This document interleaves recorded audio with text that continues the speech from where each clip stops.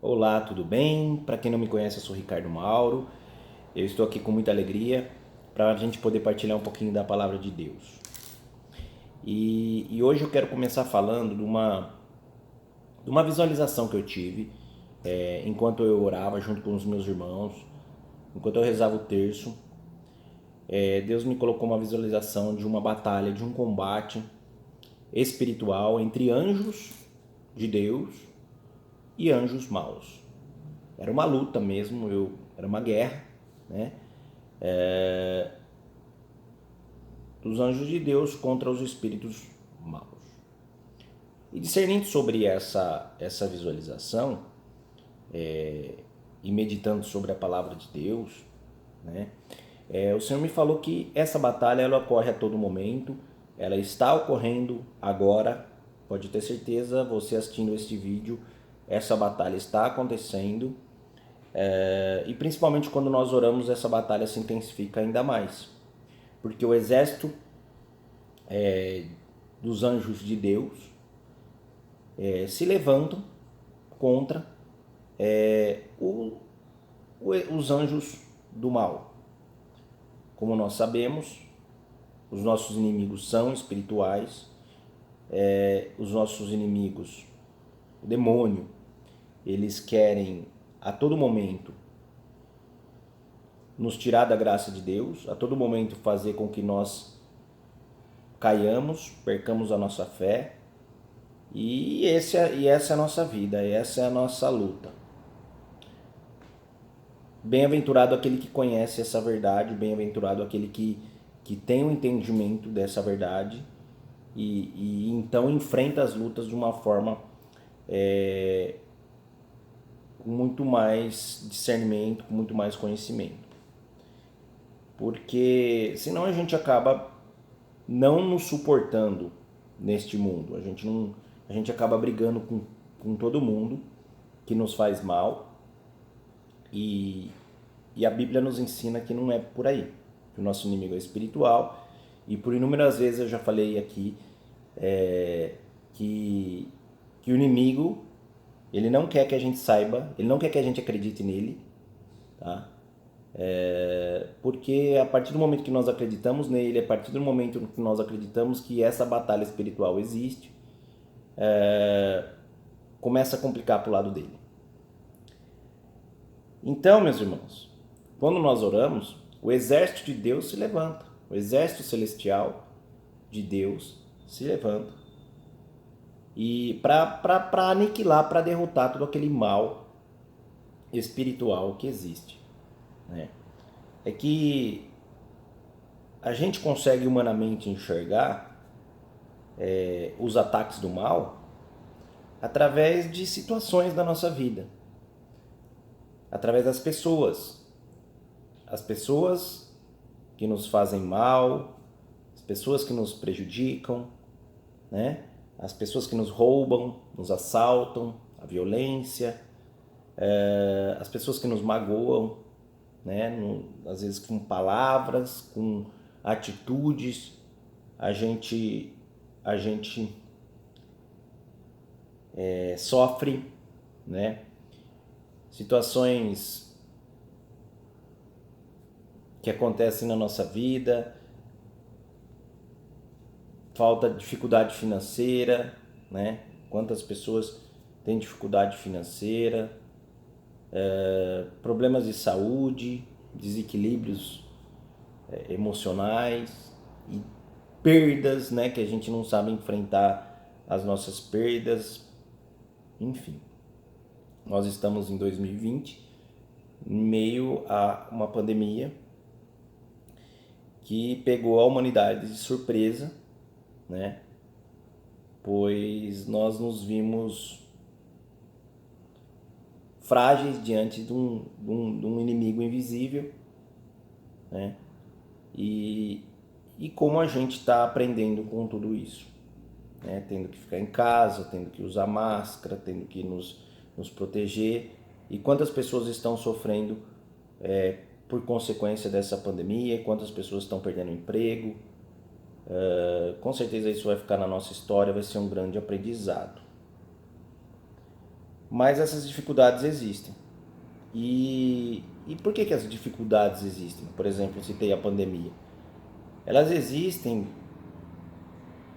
para nos mostrar a nossa pequenez, a nossa fragilidade. Então, assim, podemos dizer que a nossa dificuldade, a nossa aflição, Deus está permitindo isso de alguma forma. Ah, então Deus é ruim? Não, Deus não é ruim. Mas a palavra de Deus fala que nós teremos aflições. Jesus fala, vocês terão aflições, vinde a mim os que estão cansados e oprimidos, que eu vos aliviarei.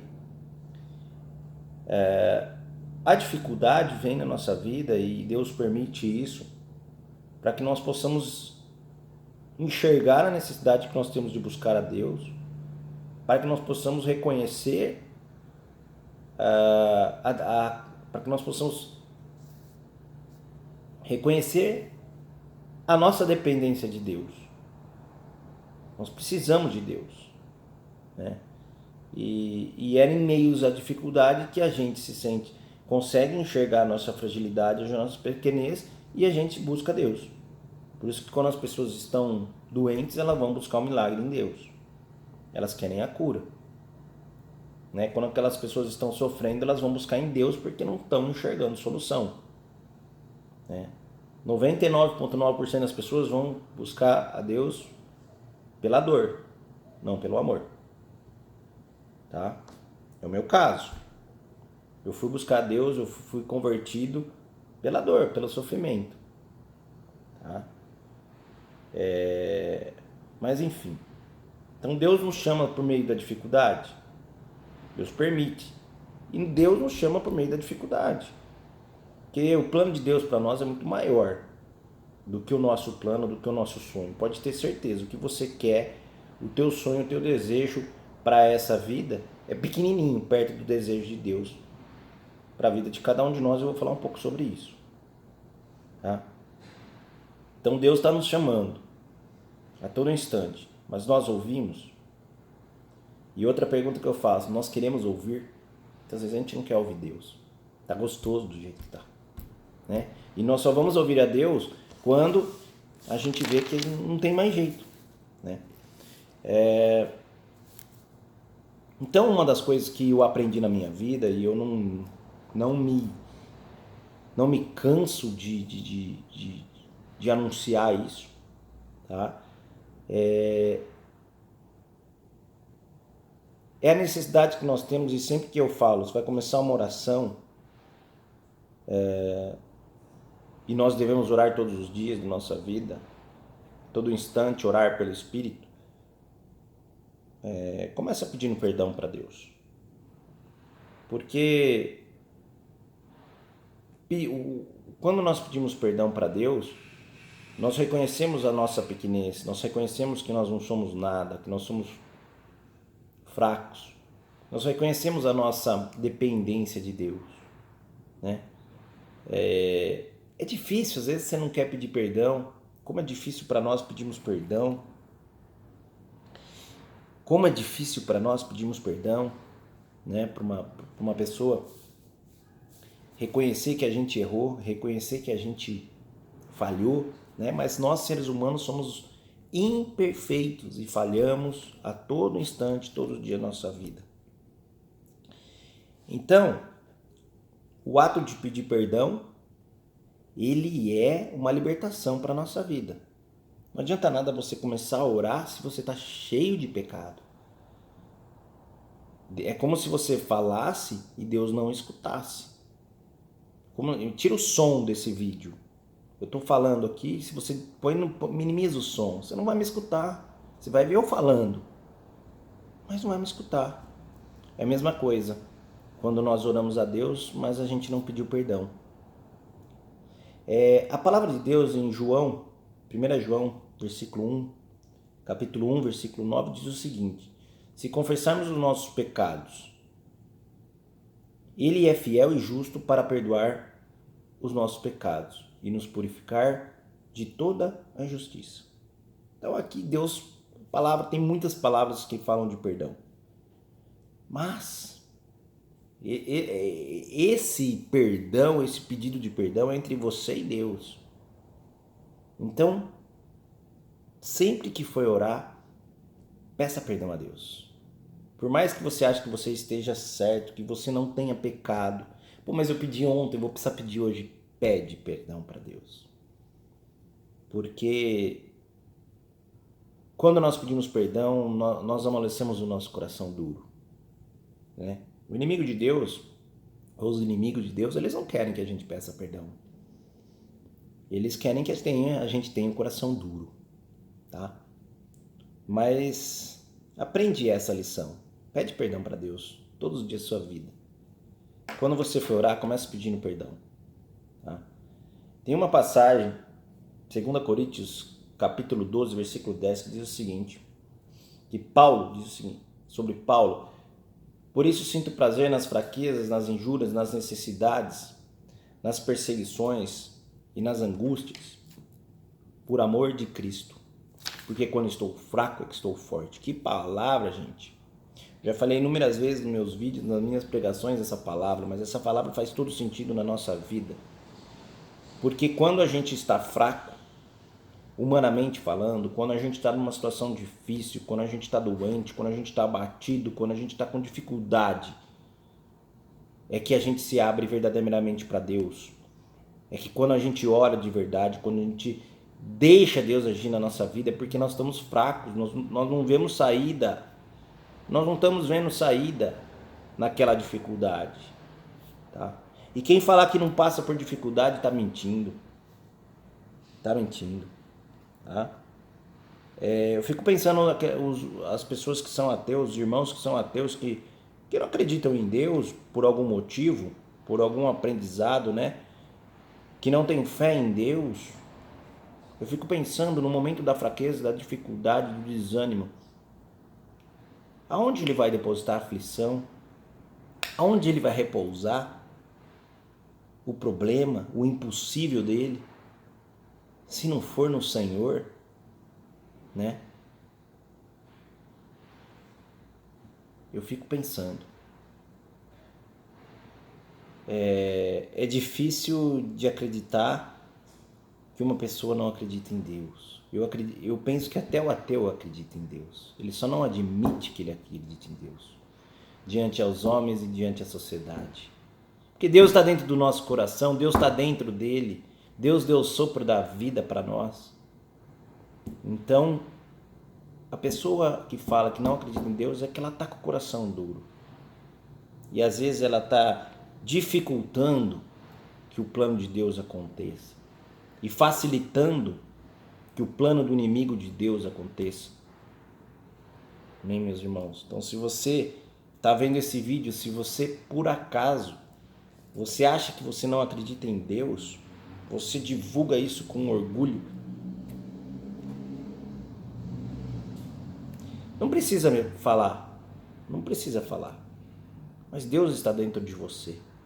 Deus te deu o sopro da vida, Deus te deu a permissão para você viver hoje. Como que você não acredita em Deus? Então, quando você está fraco, você está forte. Forte espiritualmente falando, porque você se coloca em oração. Quando você se coloca em oração, quando você pede a ajuda de Deus, reconhece que Deus tem um significado na sua vida, reconhece que você não é nada sem Deus, e Deus age verdadeiramente na sua vida, e Deus vai estar trabalhando, vai curar o teu coração, Deus vai te libertar das tuas prisões, Deus vai te dar um refrigério para a tua alma, para o teu cansaço.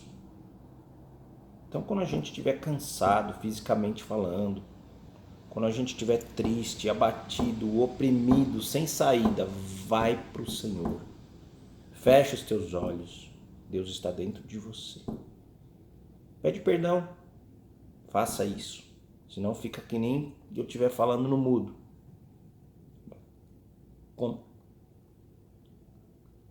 Mais ou menos assim. Tá? Foi uma dinâmica que veio agora na minha cabeça. Mas pede perdão e deixa Deus agir. E deixa Deus agir na sua vida através da oração. Outra coisa, meus irmãos, que nós temos que pensar e procurar entender, né? Nós oramos e nós pedimos o que na nossa oração?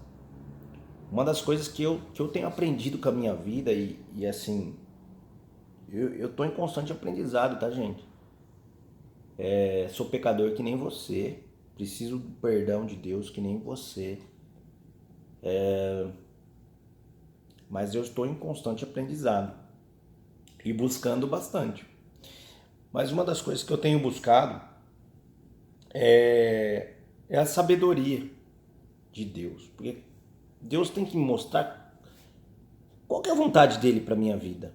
Eu já aprendi na minha vida que não é a minha vontade que tem que acontecer, mas é a vontade de Deus. Às vezes a minha vontade não é a vontade de Deus, tá?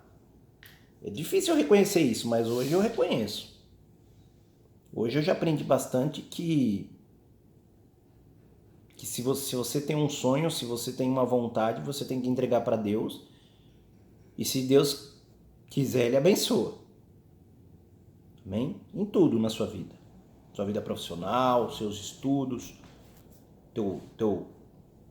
teus relacionamentos. Você entrega para o Senhor os seus sonhos. Deus quer que a gente sonhe. Mas é Ele que vai falar se é bom ou não. Mas, como a gente ter essa sabedoria? Né? E Deus me deu algumas palavras falando de sabedoria hoje, eu vou partilhar com vocês, que, acho que hoje eu avancei um pouquinho na minha fé com essa palavra, tá? Porque a todo instante a gente está buscando a felicidade, né? A gente quer ser feliz, não é verdade? Então a gente precisa ter esse entendimento espiritual, sabedoria de Deus, por que as coisas acontecem na nossa vida, até as dificuldades. Deus tem que, de alguma maneira, nos mostrar que a dificuldade é importante para nós.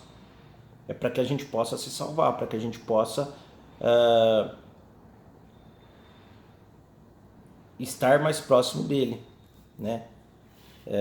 Então vamos lá. Quando nós oramos, nós estamos em batalha, nós sabemos que o nosso inimigo é o demônio não quer que você ore, o demônio não quer que você peça perdão, o demônio não quer que você reconheça Deus, né? Mas a gente tem que entender que o demônio é um derrotado, tá? Ele já foi derrotado na cruz, então assim, sempre que você orar e vier pensamentos negativos na sua cabeça, pensamento para você não orar, já pode proclamar com a autoridade do nome de Jesus que ele é um derrotado, tá? Ele é um derrotado. Então assim, passa por cima dele. Jesus é mais forte do que ele. Ele só tem poder sobre a sua vida se você estiver distante de Deus. Se você não estiver na graça, se você estiver no pecado, tá? Então, buscando palavras sobre sabedoria, meus irmãos, em Provérbios 3:7 diz o seguinte: não seja sábios aos seus próprios olhos, tema ao Senhor e evite o mal. Quer dizer, é exatamente aquilo que eu estava falando. Não queira você ter um entendimento do que é sábio e do que não é. Apenas tema ao Senhor e evite o mal. Colossenses 3:23-24 diz o seguinte: tudo que fizerem, façam de todo o coração, como para o Senhor e não para os homens, sabendo que receberão do Senhor a recompensa da herança, e é a Cristo, o Senhor, que vocês estão servindo. Aquilo que eu já falei outras vezes também, tudo que você fizer, você faça para Deus, né? Para Deus. Porque Deus vai te reconhecer. O mundo não vai te reconhecer. Tá bom? E uma palavra marcante sobre sabedoria diz o seguinte, 1 Coríntios 1:21. Visto que na sabedoria de Deus o mundo não o conheceu por meio da sabedoria humana. Agradou a Deus salvar aqueles que creem por meio da loucura da pregação. Então assim, a loucura da cruz, tudo isso que eu estou falando aqui, para o mundo é loucura. Batalha espiritual, demônio, né? A gente consegue reverter uma situação através de uma oração, através do perdão, através do pedido para Deus. Quando a gente está fraco, a gente é forte, loucura, mas a gente está forte espiritualmente. Quando a gente está forte espiritualmente, Deus abençoa, Deus dá sabedoria, Deus nos alivia a nossa aflição. Tá? Eu falei tudo isso, meus irmãos, para finalizar, falando que você é importante para Deus. Se em algum momento da sua vida, se em algum momento de fraqueza, e eu creio que isso já aconteceu com todo mundo, você se imaginou tão insignificante e você achou que que você não é nada para Deus. A tua vida não é nada para Deus. E eu falo que a nossa vida nós temos que encontrar sentido em Deus. Eu falo que nós, humanos, não somos completos se não tivermos Deus. Se nós vivermos sem Deus, sem o amor de Deus, nós estamos vivendo de forma incompleta. É como se tivesse só metade nossa. E por isso que a gente sofre tanto. E quando a gente encontra Deus, né? Quando a gente deixa Deus agir, deixa Deus nos amar, reconhece Deus, é como se a outra metade que estava faltando encaixa. E aí nós passamos a ser completos. Aí a nossa vida passa a ter sentido. Tá? A nossa vida não tem sentido sem Deus. Tá? Tem gente que passa a vida inteira para entender isso. Mas tem gente que perde a vida e não entende isso. E que bom que você hoje está aqui para ter a oportunidade de entender isso. Então, só para a gente finalizar, eu queria falar o seguinte, a respeito do valor. Qual o valor que nós temos para o mundo e para Deus? Para o mundo, para os homens. O nosso valor depende daquilo que a gente tem. Correto? Depende.